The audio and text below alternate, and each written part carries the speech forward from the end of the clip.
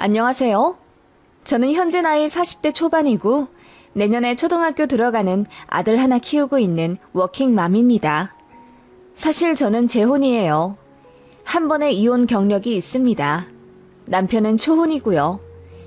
너무나 좋은 남편과 따뜻한 시댁 만나 과거의 아픔은 모두 잊고 아들 하나 낳아 너무나도 행복하게 잘 살고 있습니다. 한 번의 결혼 실패는 저에게 참 많은 교훈을 준 것 같네요. 다시 생각하면 마음이 아직은 아리고 쓰리지만 그래도 이혼한 지 이제 거의 10년이 다 되어 이야기를 한번 꺼내볼까 합니다. 전 남편 생각하면 치가 떨리지만 그래도 그 인간 파멸의 끝으로 몰린 걸 보고 이혼하게 되어 큰 미련은 안 남네요. 그럼 이야기 시작해볼게요. 저는 대학병원 간호사였습니다. 남편도 같은 대학병원에 근무하는 사람이었고 사무직이었어요. 병원 총무팀에서 일하고 있던 차장급이었습니다. 같은 병원이라 하더라도 의료직에 있는 사람과 사무직에 있는 사람은 만나기가 어려운데 건너 직원 통해서 인사하며 지내다가 가까워졌고 서로에게 호감이 생겨 연애를 하게 되었습니다. 그렇게 2년 반 정도의 연애를 하다 결혼을 했는데 사귈 땐 저에게 참 잘하던 사람이었습니다. 책임감도 강했고 듬직했어요.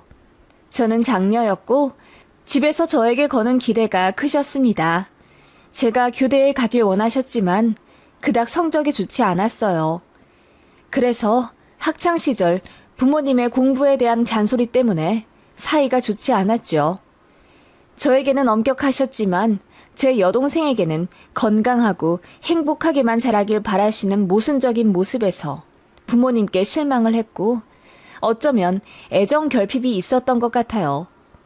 대학 다닐 때는 연애를 거의 안 했고 졸업하자마자 대학병원 간호사로 입사해 다니다가 만나게 된 남자가 전 남편이었네요. 20대 초중반까지만 해도 부모님과 사이가 별로 좋지 않아 연락도 잘 안 했기 때문에 저에게 별도 달도 따줄 듯 잘해주는 그 남자에게 저도 미친 듯이 빠져들었던 것 같네요.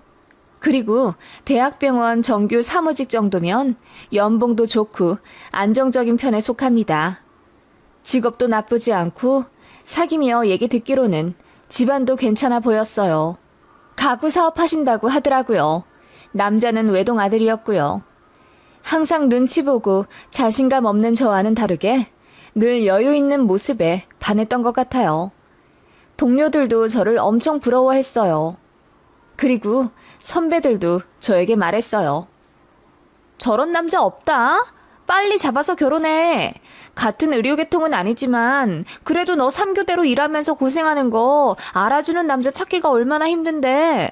얘기 듣기로는 집안도 나쁘지 않고 성격도 좋아 보이는데 별거 없으면 그냥 결혼해. 그렇게 모두가 저에게 결혼을 푸시하니 저도 모르게 둥둥 뜨는 느낌이 있었어요. 그 남자도 저랑 결혼하고 싶어 했어요. 제가 참하고 예뻐서 누가 채갈 것 같다고 안 달랬던 사람이에요. 조건도 나쁘지 않고 또 저에게 너무나 잘해주는 사람이니 자연스럽게 서로 결혼 이야기를 하게 되더라고요. 귀한 아들이라 시부모님께서 간섭을 많이 하실 것 같긴 했는데 아니나 다를까 솔직히 말해 쿨한 분들은 아니셨어요. 결혼하면 한 달에 무조건 한 번은 와야 하고 무뚝뚝한 아들 대신에 저랑 연락을 자주 하시길 바라셨습니다. 그치만 그만큼 저희한테 도움을 주시겠다 하셨어요. 신혼집 하라고 1억 주신다고 하셨고 저희가 아이 낳으면 아이도 다 키워주겠다 하시더라고요. 말씀만으로도 너무 감사하더라고요. 아무래도 제가 3교대라 2세 양육에 대한 걱정이 없진 않았습니다. 아이 낳고 3개월 만에 복직하는 선배 언니들 보면 정말 힘들어 보였거든요. 주변에 양가 부모님 중 한 분이라도 계시면 그나마 도움 좀 받고 일할 수 있었지만 정말 아무도 없으면 결국 애 돌도 되기 전에 간호사 관두더라고요. 제가 낳아 키워보지 않은 상태라 옆에서 보는 것만으로는 그 힘듦을 체감할 순 없었어요. 그냥 그 주변 선배들이 그렇더라 하는 것만 듣고 짐작할 뿐이었죠. 그 남자도 그랬어요. 애 키우는 거 우리 엄마가 다 해준다니까 여보는 일 관두지 말고 커리어 지켜. 여자도 자기 일 계속하는 게 중요하잖아. 난 여보가 꿈을 잃지 않고 계속 멋있는 여자가 되었으면 좋겠더라. 아무튼 결혼하면 애는 있어야 하니까 여보는 낳기만 해. 알았지? 그 말에 저도 기분이 나쁘진 않았어요. 저도 일은 계속하고 싶었으니까요. 그렇게 결혼 준비는 어렵지 않게 했어요. 시댁에서 말씀대로 1억을 지원해 주셨고 저희 친정에서는 5천만 원 보태주셨습니다. 그리고 저는 모아둔 6천만 원을 탈탈 털어 결혼 준비 자금에 넣었고요. 전 남편도 얼추 5천 정도 모았다고 하더라고요. 이 정도면 서울 인접한 경기도 아파트 20평대 정도는 매매할 수 있겠다 싶어 1억 5천 정도 더 대출해 집을 샀습니다. 공동 명의로 진행했고 남편이 계약금이며 잔금 다 넣었어요. 그리고 결혼식도 무사히 잘 치렀고요. 문제는 신혼여행 다녀오고 난 직후부터였습니다. 여행 다녀와 짐 정리하고 집안 살림 치우다 보니 웬 은행 서류 하나를 발견하게 되었어요. 이게 무언가 하고 열어봤더니 남편의 마이너스 통장 잔고 확인서 같은 것이었죠. 그런데 보니까 마통이 2개였고 하나는 4,200만 원, 다른 하나는 1,700만 원 대출이 되어 있더라고요. 네, 남편 앞으로 빚이 6천만 원 정도 있었던 겁니다. 보금자리 대출이 아니라 남편 개인 마이너스 통장 빚이요. 그때 남편은 약속 있다고 나가 있던 상태라 제가 전화를 받아서 이게 뭐냐고 따졌습니다. 그랬더니 당황해하면서 집에 가서 얘기할게. 괜히 오해하지 말고 진정해. 알겠지? 라고 하더군요. 그렇게 집에 오자마자 남편은 갑자기 무릎을 꿇으며 손발을 싹싹 빌더군요. 미안. 사실 빚이 좀 있었어. 그리고 모아둔 돈도 없었고. 여보가 6천만 원 모아뒀다길래 나도 5천 정도는 모아놨다고 해야 장인어른 장모님한테 면이 설 것 같아서 나도 모르게 거짓말했어. 미안해. 그 말에 저는 하늘이 노랗게 되는 것 같더라고요. 어떻게 결혼 시작부터 거짓말을 할 수가 있나 싶어서 절망스럽기까지 했습니다. 뭐라고? 그게 할 소리야? 아니 시댁에서도 1억을 대주셨는데 뭐하러 5천 모았다고 거짓말을 해? 그럼 마통에서 돈 끌어다가 모아둔 돈 있는 척 한 거야? 언제까지 날 속이려고 했어? 미안해. 결혼하고 1년 내에 얘기하려고 했어. 정말 미안해. 그렇게 남편은 눈물 콧물을 짜내며 미안하다고 하더라고요. 행복하고 달콤한 결혼 직후 이런 일을 겪게 되니 너무 막막하더라고요. 남들은 전부 제가 꿈결 같은 시간을 보낼 거라 생각할 텐데 저는 남편의 거짓말을 맞닥뜨리게 되어 어찌나 우울하던지요. 그렇게 저도 펑펑 울었죠. 친정에는 차마 알리지 못하겠더라고요. 그나마 결혼이라도 잘한 거라 생각할 부모님께 실망을 드리고 싶지 않았던 것 같아요. 그래서 눈 딱 감고 봐주기로 했습니다. 대신 3년 안에 마통 모두 상환하기로 약속했어요. 남편은 담배를 끊고 개인적인 약속도 거의 취소하며 돈을 아끼겠다고 했고 틈나는 대로 배달이든 대리운전이든 알바를 하겠다고 했어요. 처음 1~2달 정도는 성실하게 사는 듯 하더라고요. 그런데 3달 정도 넘어가니 끊었던 담배를 다시 피우더라고요. 알바도 안 나가기 시작했고요. 그런 모습에 저도 남편에게 실망해 싸우게 됐습니다. 저도 감정이 좋지 않아 집을 나가기도 했어요. 그러자 남편이 그 사실을 본인 엄마에게 말했어요. 그런데 왜 싸웠는지는 이야기를 안 했더라고요. 한마디로 본인 잘못만 쏙 빼놓고 저만 싸움하다 집 나간 여편네처럼 시댁에 말을 전한 겁니다. 시어머니가 한 걸음에 저희 집에 달려와 부부가 싸울 수는 있지만 집을 나가선 안 된다며 저를 나무라셨어요. 그렇게 되니 저도 화가 나 왜 집을 나가게 되었는지 자초지종을 다 얘기해드렸죠. 당연히 시부모님이 길길이 날뛰며 본인 아들을 혼내실 거라 생각했습니다. 그런데 제가 얘기를 다 끝냈는데도 시어머니가 별 말씀 없으시는 거예요. 침묵을 깨고 하신 첫 말씀은 남자가 자존심 때문에 거짓말 좀 할 수 있지. 였습니다. 그걸 가지고 그렇게 들들 볶아서 우리 아들을 밖으로 내모라 돈 더 벌어오라 시켰니? 그럴 때일수록 아내인 네가 더 현명하게 생각해서 남편 잘못을 감싸 안아줘야지. 그래야지 우리 아들이 진심으로 반성을 해서 다시는 안 그러지. 지금 네 행동은 정만 떨어뜨리게 하는 거야. 알겠니? 라고 하시더군요. 시부모님도 알고 계셨던 겁니다. 아들이 돈 한 푼 못 모았지만 그래도 남들 눈에 그 나이에 돈 5천도 없는 남자라 무능력하게 보일까봐 거짓말 한 것을요. 너무 황당했고 화가 났습니다. 잘못한 남편은 두둔하고 저에게 현명하게 대처하지 못한다고 나무라는 게 말이 되는 소리인가요? 시부모님은 아들 대신 부모가 이렇게 해주지 않았냐. 어차피 결과적으로 보면 똑같이 반반한 거라며 이걸로 화내면 제가 속물인 거라고 하더라고요. 너무 화가 나서 미칠 지경이라 그때 처음으로 이혼 이야기를 꺼냈어요. 시부모님은 제가 고분고분 순한 성격인 줄 아셨기 때문에 그런 일이 있더라도 제가 이해하고 넘어가 줄 아셨나 봅니다. 그런데 제가 이혼하겠다고 서류까지 만들어 내미니 아들 결혼시키자마자 이혼시키긴 두려우신 건지 한 번만 봐달라 사정하시더군요. 그리고 남편의 마통을 대신 갚아주겠다 하셨습니다. 한 달에 100만 원씩 보내주신다고 했어요. 그래서 일단은 그렇게 마무리되었고요.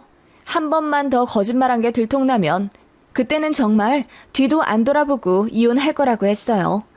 지금의 제가 그때로 돌아간다면 당연히 바로 이혼이지만 그때는 많이 고민한 건 사실이었어요.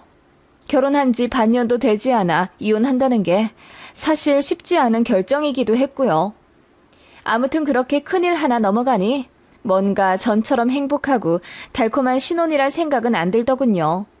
그리고 긴 고민 끝에 1년 정도 후에 친정에 이 사실을 알렸습니다. 사실 친정 부모님은 제 편 안 들어주실 줄 알았어요. 항상 저한테 혼내고 화만 내셨던 부모님이라 이번 일 역시 제대로 알아보지 못하고 결혼한 제 탓을 할 거라는 생각이 있었거든요. 그런데 생각 외로 엄마 아빠가 불같이 화내며 이건 사기 결혼이라고 제 남편 불러 호되게 꾸짖으시더라고요. 남편은 처갓집에 불려가 그렇게 무릎 꿇고 혼냈고 다신 아내에게 거짓말하지 않기로 약속했습니다. 그걸로도 안심을 못하셨는지 친정 부모님께서 저희 집 근처로 이사를 오셨어요. 원래 2시간 거리 지방에 사셨는데 그 집 전세로 내놓고 저희 집이랑 차로 30분 정도 거리에 있는 수도권으로 전세 얻어 이사 오셨습니다. 그리고 무슨 일이 있으면 무조건 친정으로 오라고 하셨어요. 제가 그때 집 나가서 모텔 전전했다는 거 아시고는 마음이 너무 아프셨대요. 그래서 남편이 혹시 잘못하면 가까운 친정에 이르고 또 답답해 집 나가고 싶으면 친정으로 들어오라 하셨습니다. 그날 무뚝뚝하게 알겠다고 대답했지만 집에 오는 내내 펑펑 울었습니다. 친정 부모님이 저를 이렇게까지 생각하실 거라고 믿지 못했거든요. 그런데 역시 부모님은 부모님이셨어요. 저를 누구보다 아끼고 사랑하신다는 걸 저는 바보같이 30살 코앞에 두고 알게 되었습니다. 아무튼 그렇게 친정과 가까이 살게 되었고 엄마랑도 어느새 앙금이 풀려 2, 3일에 한 번씩 전화하는 사이가 되었습니다. 행복했어요. 남편에 대한 믿음이 회복되기까지 많이 힘들 거라고 생각했는데 친정이 있어 든든함을 느꼈습니다.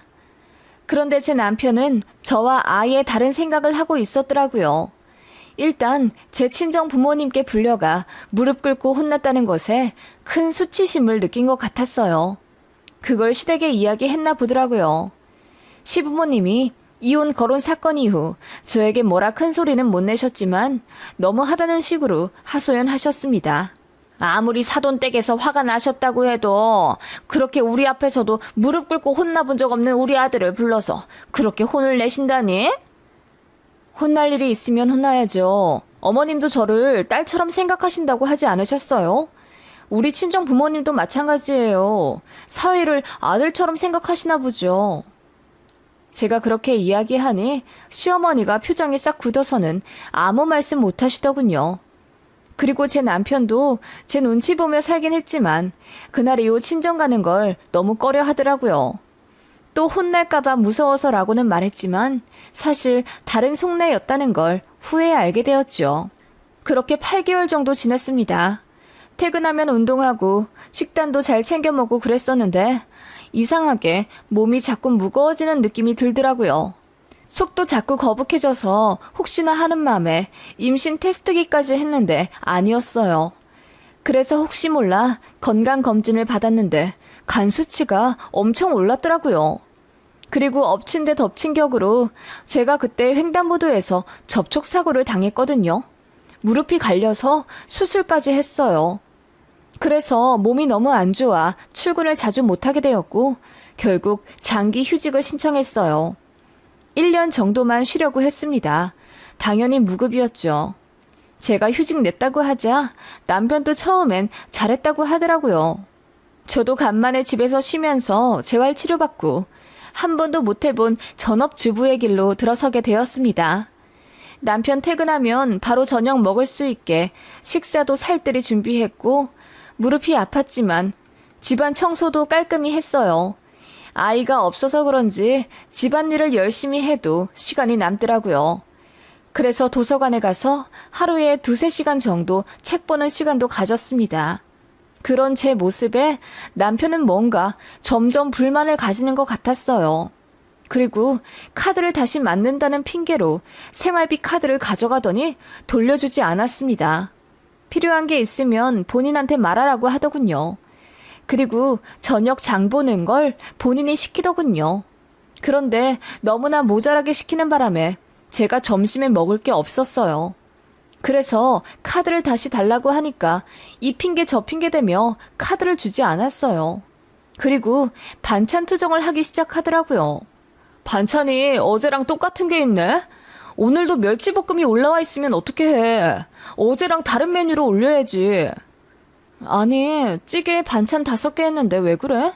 나머지 4개는 다 이번 저녁에 새로 만든 거고 멸치볶음 하나 중복으로 올라간 건데 뭘. 그래도 넌 전업주부잖아. 반찬을 매일 다르게 해야지. 그리고 화장실 청소 오늘은 안 했나 보네? 화장실 청소? 일주일에 한 번씩 하면 되는 거 아니야? 그리고 꼭 물 청소 안 하더라도 매일 닦고 치워. 전업주부면 화장실 청소도 당연히 매일 하는 거야. 난 여보가 프로페셔널하게 일하는 모습을 높게 봤는데 역시 일 안 하니까 게을러지는구나. 맨날 도서관 가서 연애 소설이나 읽지? 뭐라고? 지금 그게 무슨 말이야?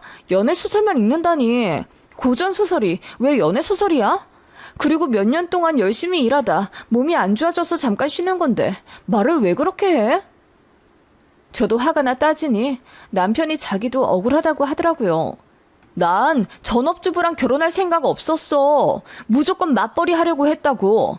우리 지금 대출도 있는데 빚을 어떻게 갚을 건데? 같이 벌어서 갚아야지. 너 무임승차 하는 거야 지금. 무임승차라니? 말 참 이상하게 한다. 5천만 원 있다고 거짓말치고 결혼했다가 들켰을 때랑은 완전 다른 태도네? 내가 일 관두니까 만만해? 너 자꾸 그 얘기하는 거 너무 무서워. 그래서 결국 우리 부모님이 갚아주셨잖아. 그리고 안 갚아주셨어도 어차피 쌤쌤이었어. 우리 부모님은 1억이나 해주셨는데 뭘. 게다가 나 장인어른 장모님한테까지 무릎 꿇고 혼났다. 그 정도면 됐지. 왜 이렇게 자꾸 옛날 얘기 꺼내서 날 죄인 만들어? 남편은 길길이 날뛰며 저에게 뭐라고 하더라고요. 그래서 결국 싸움이 잦아졌습니다. 1년만 쉬기로 했는데 남편은 그냥 반년 정도만 쉬다가 다시 복직하라고 난리를 치더라고요. 그리고 시댁에서도 남편의 빚을 대신 갚아주기로 했던 약속을 안 지키셨어요. 월 100만 원씩 보낸다더니 제가 일 관두자마자 안 보내셨습니다. 자꾸 돈 보내주면 제가 더 일 안 할 거라 하시면서요. 정말 서럽더군요. 제가 집안일 다 팽개치고 논 것도 아니고 몸이 아파 치료 다니면서도 집안일 게을리 한 적 단 하루도 없었습니다. 매일 영상 보며 요리하고 집 싹싹 치우며 살았는데 돈을 못 번다는 이유로 갑자기 이렇게 구박을 받다니요. 더 황당한 건 남편의 친정에 대한 태도였습니다. 제 친정이 저희 집 근처로 이사 왔다고 했잖아요. 그래서 시댁이랑 친정 둘 다 한 달에 한 번씩은 가게 되었습니다. 그런데 남편이 불만을 갖더라고요. 시댁은 원래 한 달에 한 번씩 가기로 약속하고 결혼한 거지만 제 친정은 결혼하고 나서 갑자기 가까이 이사와 부담스럽다고요. 그래서 똑같이 한 달에 한 번씩 가는 건 좀 아닌 것 같다고 하더군요. 안 그래도 요 몇 번 제 친정 가서 식사하고 올 때마다 표정이 완전히 굳어서는 제 친정 부모님이 묻는 말에 대답도 거의 안 하고 멋있은 표정으로 앉아있다 오곤 했기에 저도 기분이 너무 나빴습니다. 그래서 이럴 거면 그냥 양가 따로 가자고 했어요. 그랬더니 남편이 알겠다고 하더라고요. 그런데 제가 친정 가려고 차를 끌고 가려는데 남편이 갑자기 제 차 키를 빼앗으며 말했어요. 버스 타고 가. 무슨 돈이 남아 돌아서 넌 맨날 그렇게 차를 끌고 다니냐? 땅 파면 기름 나와?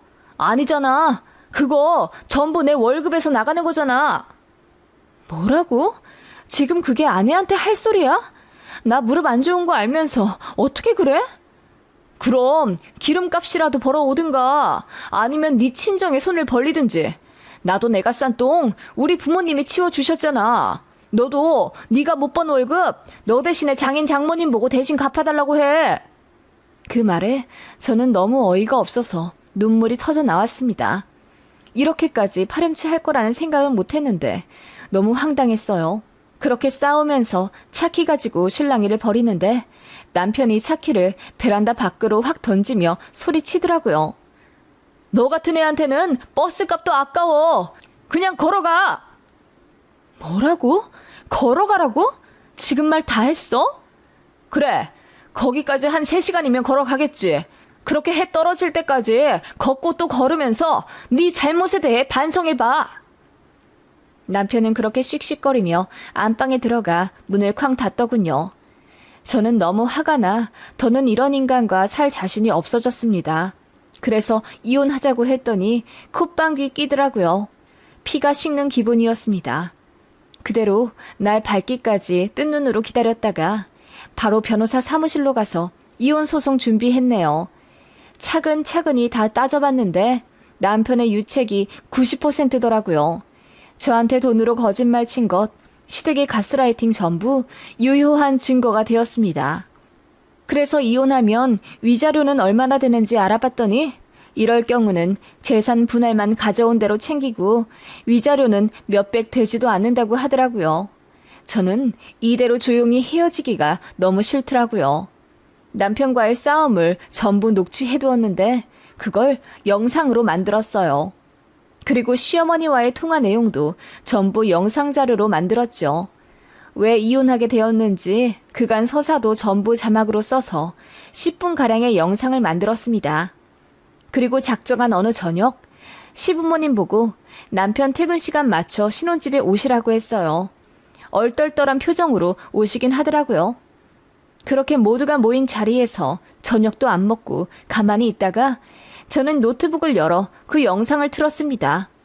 남편과 시모의 폭언이 집 전체를 울리더군요. 누가 봐도 정신 나간 집안과 남편의 모습이었습니다. 남편이 어이가 없다는 듯 이걸 왜 만들었냐고 묻더군요. 응, 병원에 퍼뜨리려고. 그리고 이혼할 거야. 그러자 남편이 실수를 터뜨리며 말하더군요.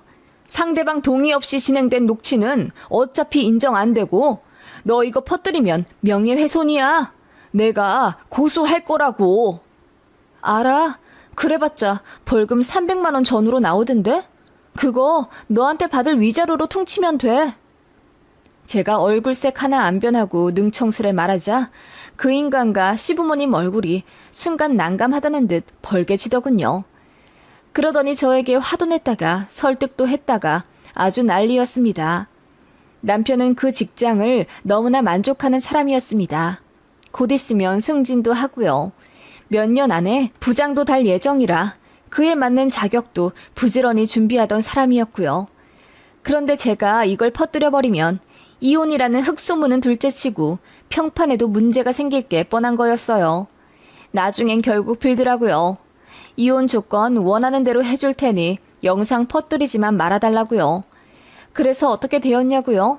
남편은 신혼집에서 몸만 나갔습니다. 타던 차, 가전, 가구 하나도 빼놓지 않고 전부 다 두고 갔어요. 전부 정리하니 얼추 7천만 원 정도 되더군요. 그래서 다 팔아 집 대출금 메꿨습니다. 그리고 저는 그 대학병원 퇴사했고요. 퇴사하면서 마지막 복수까지 완료했습니다. 잎사귀로 소문난 동료를 불러 커피를 사주고 그 영상을 보여줬어요. 게임 끝이었습니다. 병원에 그 인간 평판 안 좋아지는 건 순식간이었죠. 나중에 알게 된 전 남편과 전 시모가 난리를 치며 왜 약속을 어겼냐고 화를 냈지만 무시하면 그만이었습니다. 그렇게 저는 병원 간두고 신혼집은 전세로 돌린 채 3개월 정도 유럽 여행 갔다 왔네요. 저희 친정도 저더러 이혼 잘했다 하셨어요. 그리고 2년 전세 계약 끝나자마자 살던 곳으로 들어가셨죠. 저도 그 지역으로 이사 갔고요. 거기서 예전처럼 큰 대학병원은 아니지만 자그마한 종합병원 입사해서 간호사 하다가 지금의 남편을 만났어요. 결혼 다시 하기 싫었는데 제 상처까지 전부 보듬어주는 정말 착한 남자였습니다. 시부모님도 저 이혼한 거 아시고도 너른 마음으로 품어주셨고요. 그렇게 제 인생 2막이 시작된 거예요. 한 번 실패했던 결혼은 저에게 큰 가르침을 주었고 그걸 양분 삼아 아주 행복한 결혼 생활 중입니다. 전 남편은 아직도 결혼 못했다고 하더라고요. 소문이 다 나서 선자리도 못 들어온다고 들었습니다.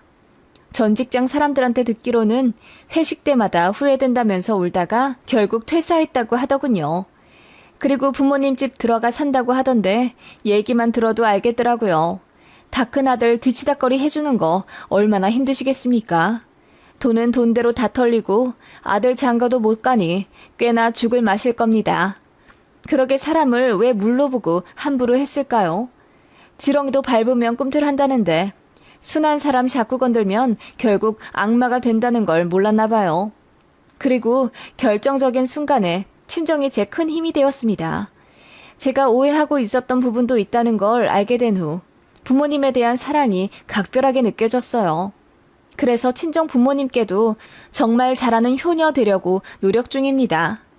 그 인간은 저에게 이혼이라는 흠을 남겨주었지만 결과적으로 저는 부모님과 화해했고 더 좋은 가정 만들 수 있는 기회를 얻게 되어 얼마나 다행인지 몰라요. 그리고 전 남편과 살던 제 명의집은 그 이후로 집값이 어마어마하게 올라 거의 10억 가까이 되었답니다. 인생사 참 모를 일이죠.